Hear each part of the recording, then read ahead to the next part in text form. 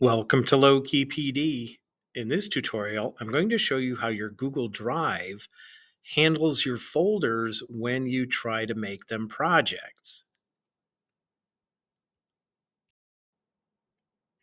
So you may have noticed in Google Drive something new in the menu called Projects. And basically what this is it's kind of like an integration of NotebookLM style capabilities with your Google Drive. And so what you can do is you can add files from your drive. You can connect it to chat, calendar, Gmail, the web, whatever. And basically, it acts a lot like NotebookLM, although it doesn't really have all of the studio features that NotebookLM has. But it does do a great job of using the files that you already have in Google Drive as sources. So you can create a project on your own, fill it with your own sources. That's not what this video is about. What this video is about is like, how do you turn an entire folder into a project, or do you even need to do that at all? And so, what I'm going to show you is I'm just going to open this folder, right? And then you'll see all the different contents of the folder. Uh, Up here on this little Gemini Spark, if I click on this, it's going to open up something that looks very much like a project.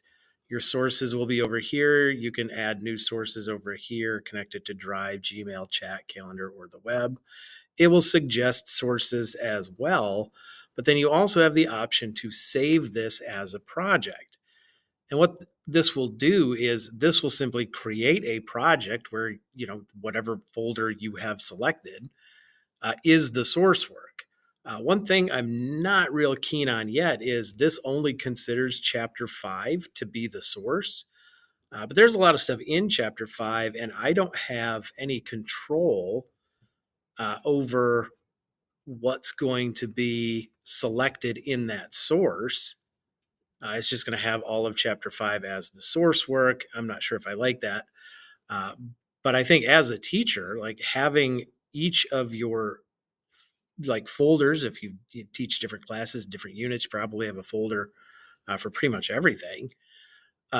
Turning them into a project is probably not a bad idea given what projects will do. However, you don't have to save them as a project. Uh, Once you open it using that Spark, you can basically treat it as if it is a project. And then once you're done, you can just close it and it won't save it as a project.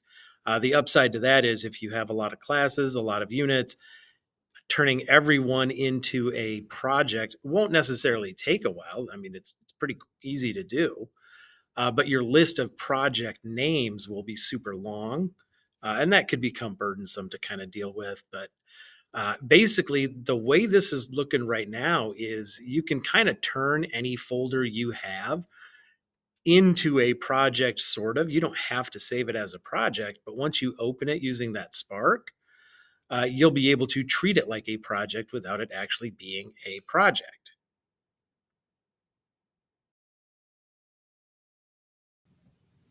Don't forget to like and subscribe for more tech tutorials, and you can find my videos on YouTube by searching LowKeyPD.